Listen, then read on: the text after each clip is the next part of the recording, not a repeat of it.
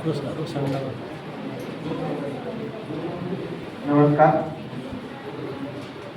माझं नाव आबासाहेब भोसले, मी पैठणहून आलो. कवितेचं नाव आहे हरू नये कविता. छंदबंधाच्या फंद्यात पडून हरू नये कधीच कविता.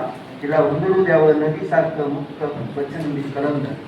तिला बसू नये कधी विशिष्ट साच्यात बंधा, कारण बंद म्हटले की स्वातंत्र्य हिरावण्याचा धोका जास्त.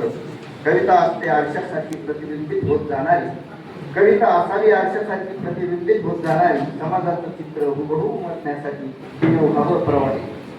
कविता असावी आरशासारखी प्रतिबिंबित होत जाणारी. समाजाचं चित्र हुबहू उमटण्यासाठी तिने हवं प्रवाही. दुःख कधीही लईत नसतं, ते असतं ओबडधोबड अवघड. दुःख कधीही लईत नसतं, ते असतं ओबडधोबड अवघड. त्याला बाबरू द्यावं निरागस लहान मूल होऊन बिनधास्त. कविता बहरावी फुलासाठी प्रत्येकाच्या मनामनात.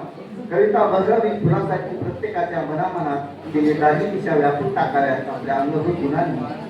कविता बहरावी फुलासाठी प्रत्येकाच्या मनामनात. तिने दाही दिशा व्यापून टाकाव्यात आपल्या अंगभूत गुणांनी. तिने व्हावं कात टाकलेल्या नागिनीसारखं चैतन्य.